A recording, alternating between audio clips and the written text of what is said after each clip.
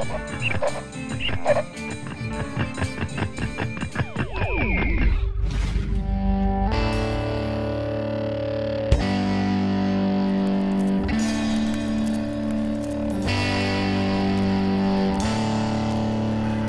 has a really good rock and roll legacy, and that's like one of the biggest unsaid stories about Norfolk, Virginia. What I found in Norfolk was a great music scene.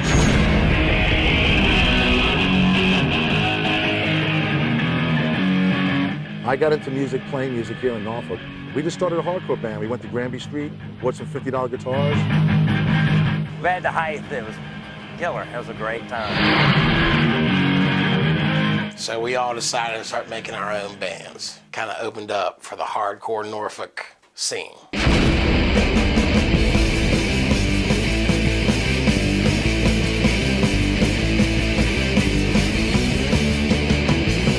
Got the M80s, Big Bobby and the Nightcaps, Candy Snatchers. This could be good. You couldn't open a Maximum Rock and Roll without half of the reviews and Candy Snatchers were mentioned. These fancy bullshit rock bands, but we're more than happy to support like people who are really in it for fun. The house was rocking, it was packed. I didn't make the money that people were telling me I was going to make. I'm not a bitter person when it comes to all that. We meant every bit of it, you know what I mean? It wasn't anything contrived. What a great night, what a great feeling we had that night. It's something to have these friends. They just want you to be happy, they're happy, you're supporting each other. Something is going to happen in Norfolk at some point, sooner than later.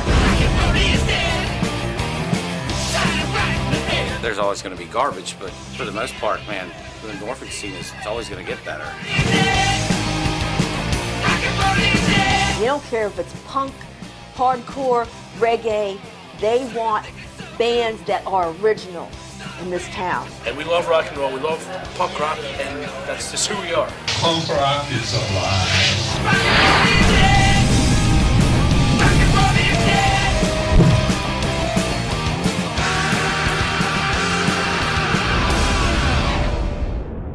It'll always exist, at least in our own minds. Deborah, what is Hardcore Norfolk?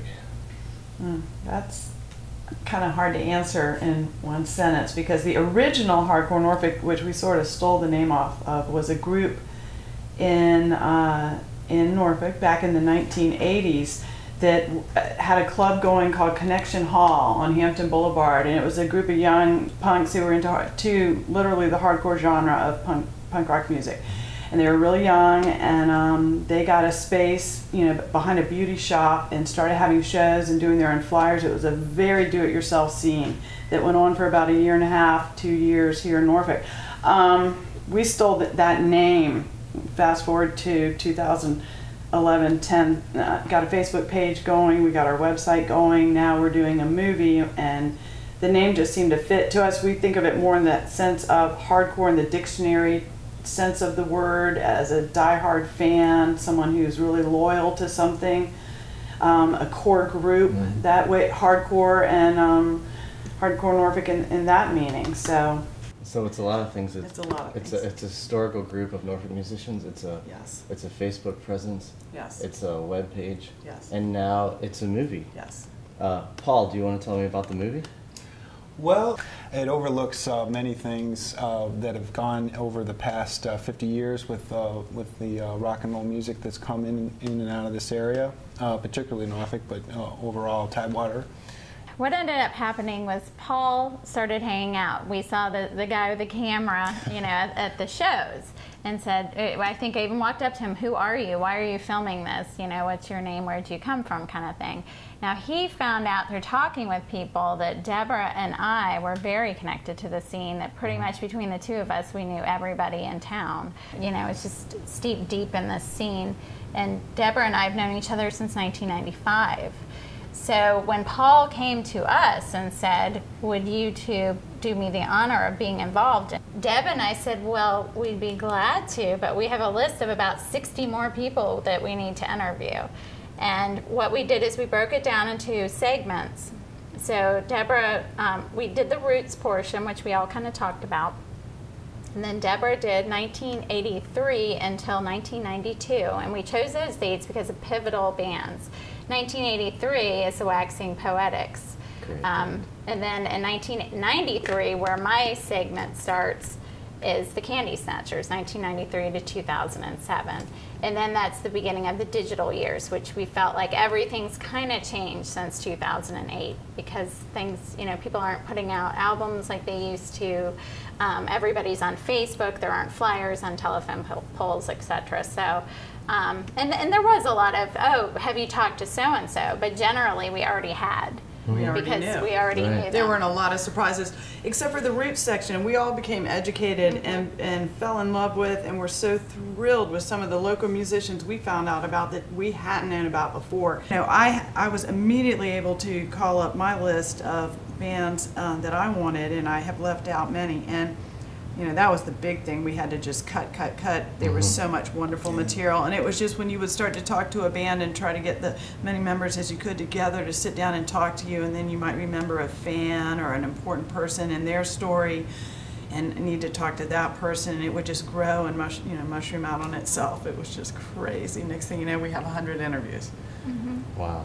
You know, I was asking myself, you know, it's just like, how do I really want them to, the audience to, you know, walk away from this movie feeling? I was just like, I think to really be proud of where they're from, or where they lived, or if they lived here at one time or left, but still at the same time, really be proud of where they, with Norfolk, like indeed, and the Tidewater area in general.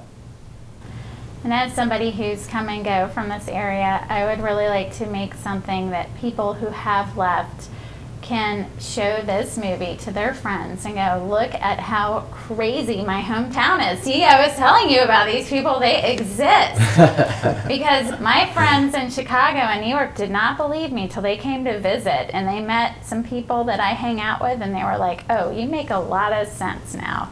So I hope this film will capture that, capture the character, the essence of this area, the musical legacy we have, the Norfolk sound from the 50s is still continuing now, and then get a sense of what this area is like and feel really proud of it.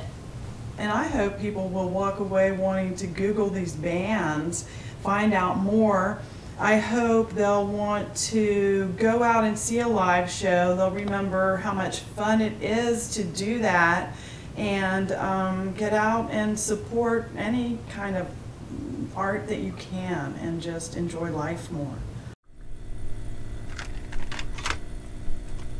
I'm going to Norfolk to see my loving gal.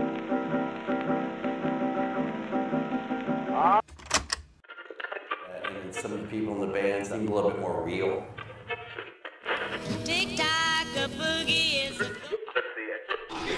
It's one of my favorite places in America to play. Rock and roll!